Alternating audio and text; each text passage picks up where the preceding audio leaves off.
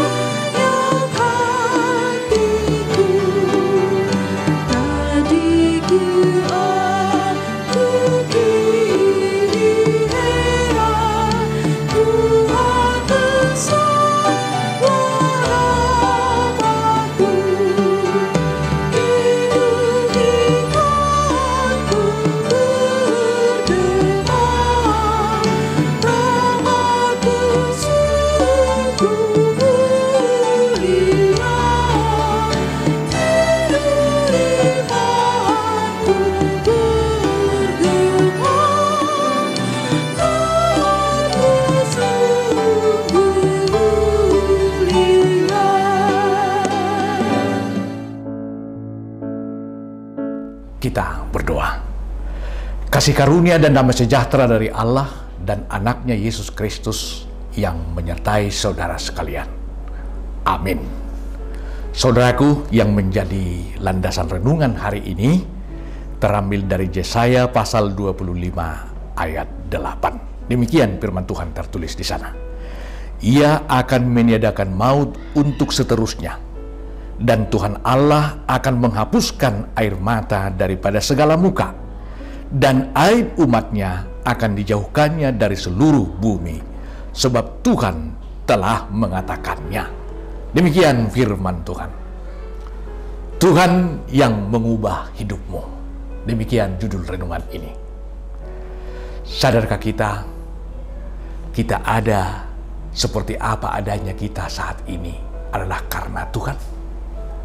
Dulu kita hidup dalam kegelapan. Nenek moyang kita hidup di dalam kegelapan. Tuhanlah yang mengubah hidup dari kegelapan kepada terang, dari kematian kepada hidup yang kekal. Sadarkah kita dengan pengubahan Tuhan dalam hidup kita bahwa kita sudah menjadi anak-anak Tuhan? Ada beberapa yang mau kita lihat dalam firman ini. Sebelumnya, hidup penuh dengan kegelapan. Luar biasa saudaraku. Sebelum Tuhan mengubah hidup kita, kalau ada orang sakit sudah langsung menyatakan di mana dia makan terakhir, di mana dia minum terakhir. Wah, mungkin dia sudah dirasun oleh makanan yang dia makan. Oleh tukang kede itu, saudaraku, padahal dia sakit perut. Nah, Tuhan yang mengubah paradigma ini. Kalau kakinya, padahal dia sakit gula, kalau dulu itu, wah, haji tur katanya. Nah, itu bisa menambah persoalan. Tetapi Tuhanlah yang mengubah hidup kita dengan firman-Nya. Datang firman itu kepada kita. Pada saat ini, Tuhan yang mengubah hidup kita dan mengubah kita meninggalkan segala kegelapan dan masuk kepada terang yang sesungguhnya. Ia memindahkan kita dari kegelapan. Saudaraku, kita penuh dengan aib dan noda. Barangkali sampai saat ini kita banyak kekurangan di sana-sini, banyak aib dan noda. Banyak bercak-bercak noda kita lakukan dalam kehidupan kita ini. Tapi itu pun saudaraku, perlu kita ketahui, Tuhan sudah menebusnya. Dari cacat itu yang membuat kita menjadi ternoda dan bahan ejekan dan olokan, kita telah ditebus menjadi seseorang yang sangat berharga di mata Tuhan. Hanya Tuhanlah yang mengubah hidup kita. Dengan apa Ia mengubah hidup kita? Hanya dengan darahnya. Dengan penebusannya. Luar biasa saudaraku. Hidupnya diberikan untuk mengubah hidup kita. Yang menjadi pertanyaan, apa tandanya bahwa hidupmu telah diubah oleh Tuhan?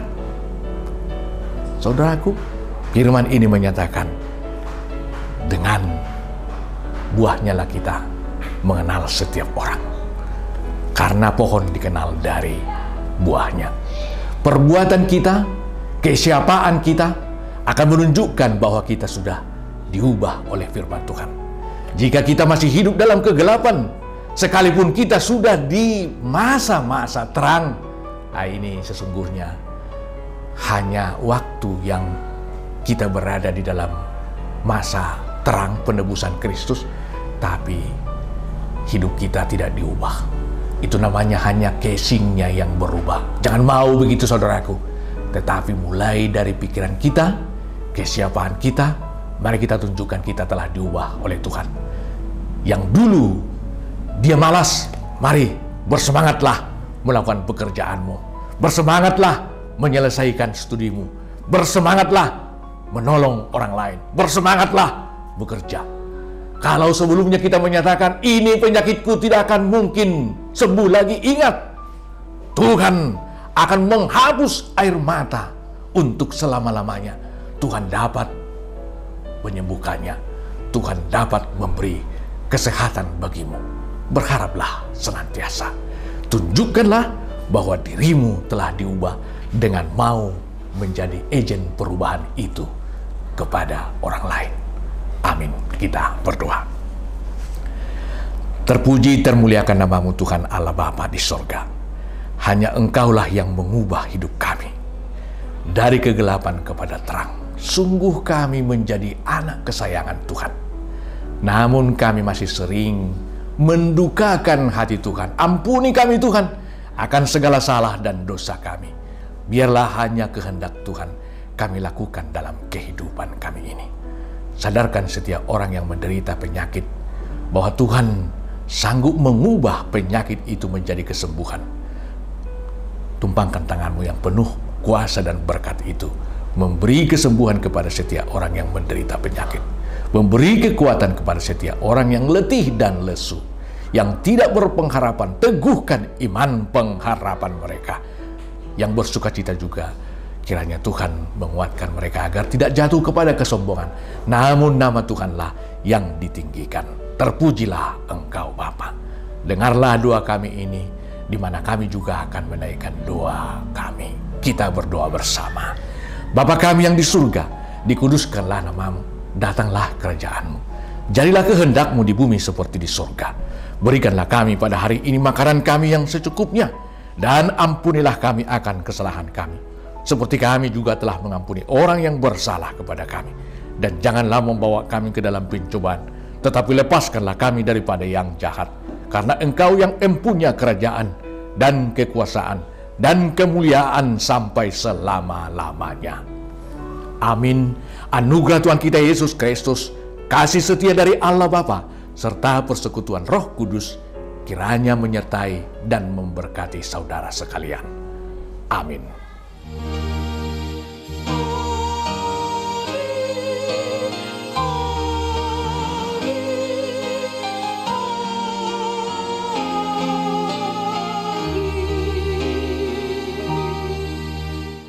Kami dari Majelis Gereja HKBP Tanjung Priok, Jakarta mengucapkan kepada kita semuanya selamat beraktivitas. Tuhan memberkati. Shalom.